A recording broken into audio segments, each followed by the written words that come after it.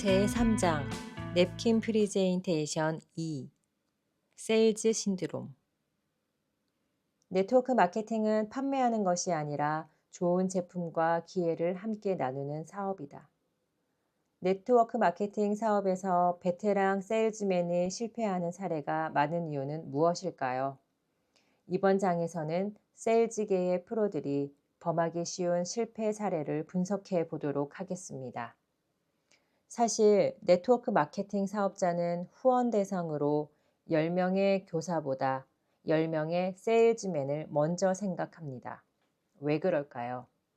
물론 세일즈맨이 당신의 그룹에 도움을 줄 수도 있습니다. 그들은 보통 사람들과 달리 자신의 경험을 바탕으로 10가지 냅킨 프리젠테이션을 보다 빨리 이해합니다. 그러니 세일즈맨을 먼저 고려하는 게 당연한 일 아니냐고요? 착각하지 마세요. 실제로 프로 세일즈맨은 제가 제시하는 10가지 냅킨 프리젠테이션을 보다 빨리 이해합니다. 그러나 중요한 것은 그것이 네트워크 마케팅 사업을 전개하는 한 가지 방법에 불과하다는 사실을 이해하지 못하는 경우가 많다는 점입니다. 우리는 직접 판매나 방문 판매 조직에 사람들을 모집하려는 것이 아닙니다. 그런데 당신이 세일즈맨에게 고품질의 제품을 소개하면 그들은 즉각 자기 나름대로의 방식으로 제품의 장점을 세일즈합니다. 그뿐 아니라 그들은 제멋대로 자신만의 프리젠테이션을 만들고 자신을 후원해준 사람에게 사업 전개 요령을 배우려고 하지 않습니다. 왜냐하면 그들은 물건을 파는데 프로이기 때문입니다. 바로 여기에 문제가 있는 것입니다. 우리는 그들에게 판매 방법을 가르쳐 주고자 하는 것이 아닙니다. 우리가 그들에게 가르치려 하는 것은 네트워크를 구축하는 방법과 그것을 바탕으로 성공하기 위한 후원 방법, 그리고 가르치는 방법입니다. 특히 유능한 세일즈맨일수록 판매라는 말에 얽매여 제품을 판매하지 않고 도대체 무엇을 얻을 수 있단 말인가 하고 생각하는 경향이 강합니다.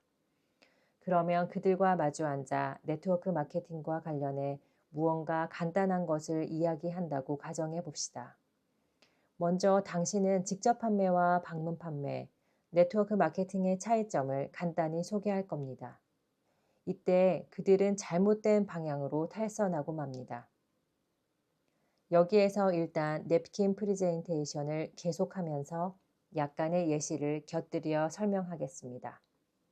사람들, 특히 세일즈맨은 보통 누군가를 후원하면 그것만으로도 자신의 노력이 모두 상대방에게 전해져 그 사람이 자신을 그대로 따라할 것이라고 생각합니다.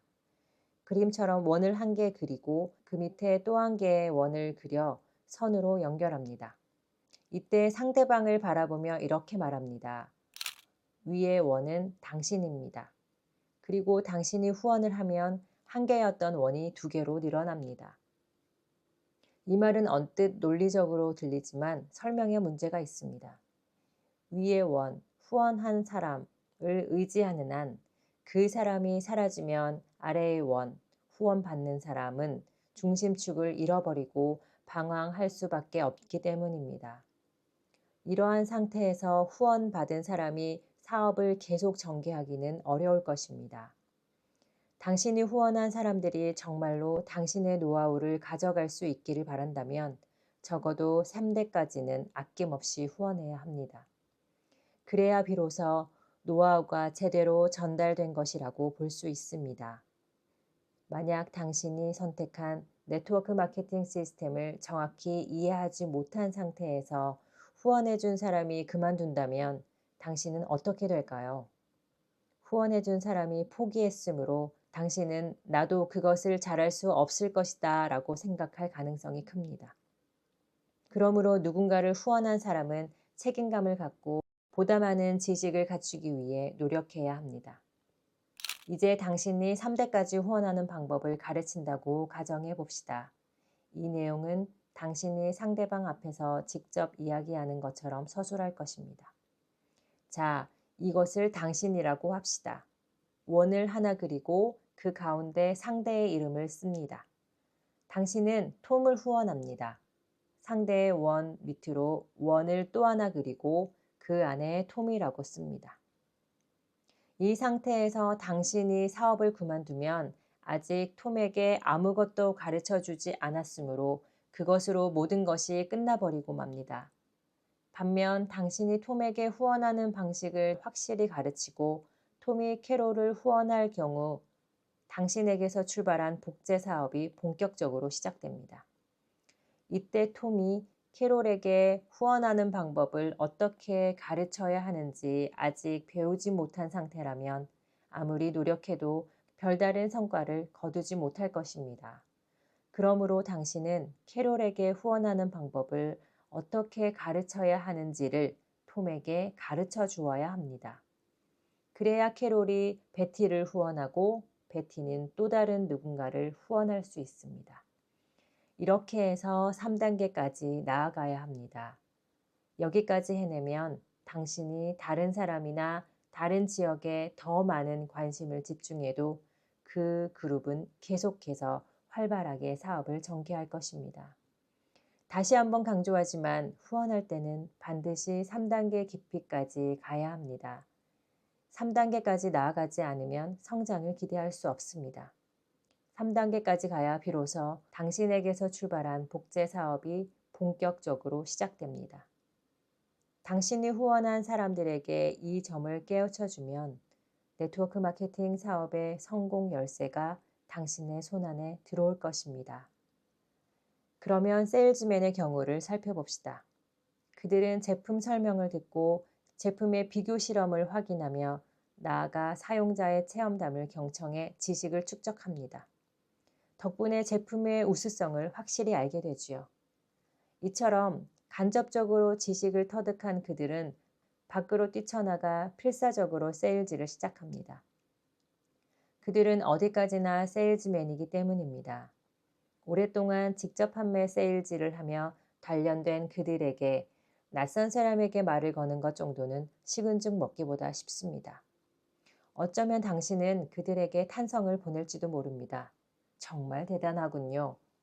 그러면 안 됩니다. 대신 이렇게 말해야 합니다. 혼자만의 능력을 발휘해 아무리 소매 판매를 열심히 할지라도 큰 수입을 올리기는 어렵습니다. 네트워크 마케팅 사업에서는 누군가를 후원하는 것이 무엇보다 중요합니다. 이 말을 들은 세일즈맨은 어떻게 할까요? 그들은 또다시 뛰쳐나가 후원, 후원 하고 외치며 닥치는 대로 후원을 합니다. 베테랑 세일즈맨은 일주일에 3, 4명을 후원하기도 합니다. 그 결과 그들은 무엇을 얻을까요? 후원한 사람이 하나하나 늘어날 때마다 먼저 후원한 사람이 떨어져 나가는 현상이 발생합니다. 상위 스폰서가 후원한 사람과 함께 효율적으로 활동하지 않는 한 후원받은 사람들은 실망감을 안고 하나 둘 떨어져 나가고 맙니다. 앞서 말한 대로 한 사람이 효과적으로 통솔 및 관리할 수 있는 인원은 5명에서 6명입니다. 올바른 관리와 지도를 받지 못하는 사람은 낙심해서 그만둘 확률이 높지요. 일이 이렇게 진행되면 자신만만하던 프로 세일즈맨도 서서히 초조해지기 시작합니다. 그리고 무엇이 문제인지도 모른 채 무언가 다른 세일즈 재료를 찾기 시작합니다. 한편 세일즈맨을 후원한 사람은 그 밑으로 들어온 사람들이 모두 나태해지거나 금세 그만두는 것을 보고 이 사업을 전혀 모른다고 생각해 실망합니다. 네트워크 마케팅 사업에서 성공하는 사람은 대부분 세일즈 경험이 없는 사람들입니다. 또한 가르치는 일의 전문가도 아닙니다. 그렇지만 그들은 가르치는 일이 어떤 것인지 알고 있습니다. 제가 잘 아는 전직 교장 선생님은 네트워크 마케팅 사업을 시작한 지 불과 2년 만에 매달 2천만 원 이상의 수입을 올리고 있습니다. 그가 그 짧은 기간 내에 네트워크 마케팅 사업에서 성공한 비결은 자신의 노하우를 다른 사람에게 잘 가르친 것에 있습니다. 그는 자신이 아는 모든 것을 사람들에게 지속적으로 성실하게 가르친 것입니다. 앞서 예를 든 세일즈맨의 방식에 숫자를 적용해 보면 그가 무엇을 잘못했는지 더욱 확연히 드러납니다. 가령 그 세일즈맨이 슈퍼 세일즈맨이라 최대 130명을 후원했다고 가정해 봅시다. 그들이 각자 5명을 후원한다면 무려 650명에 이릅니다. 결국 130명에 650명을 합하면 모두 780명이 됩니다. 여기에서 이 계산을 이해하고 있는지 질문해 보세요.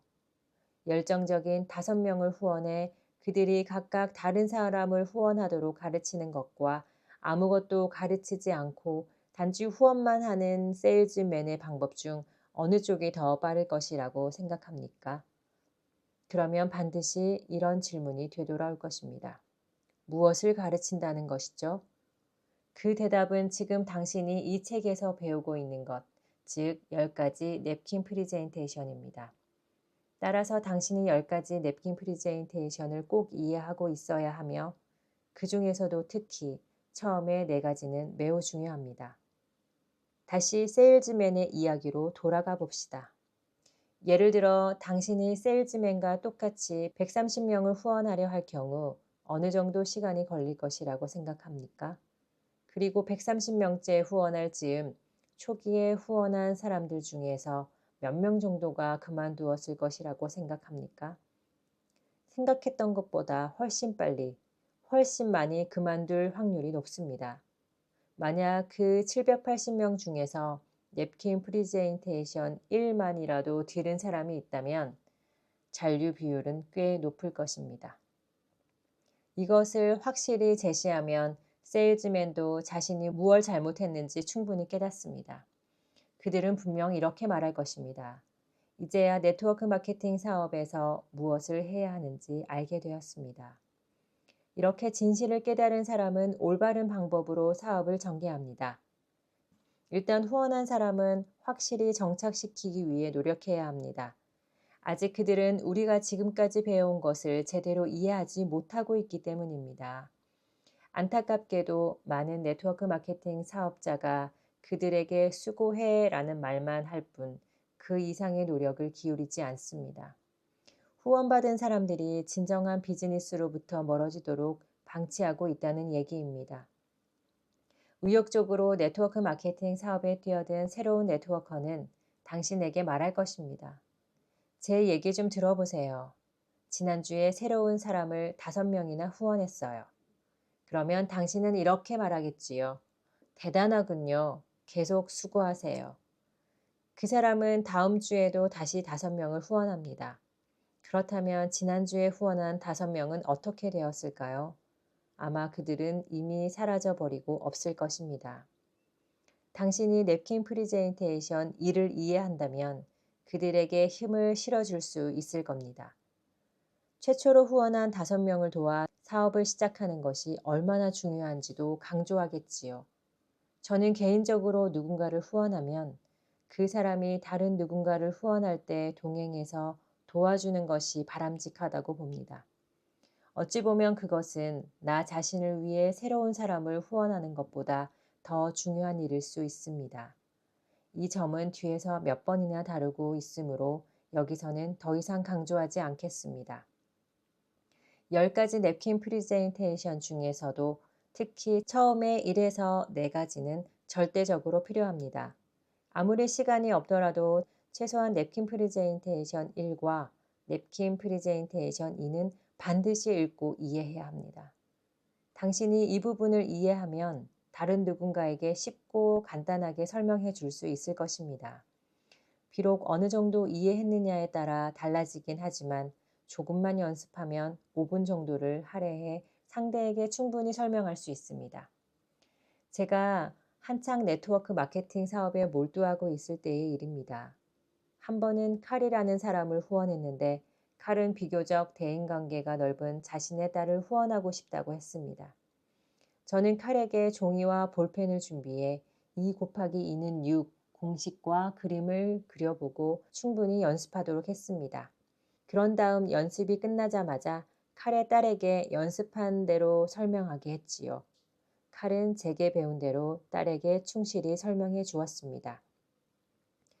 두 사람은 지금까지도 네트워크 마케팅 사업을 순조롭게 진행해 오고 있습니다.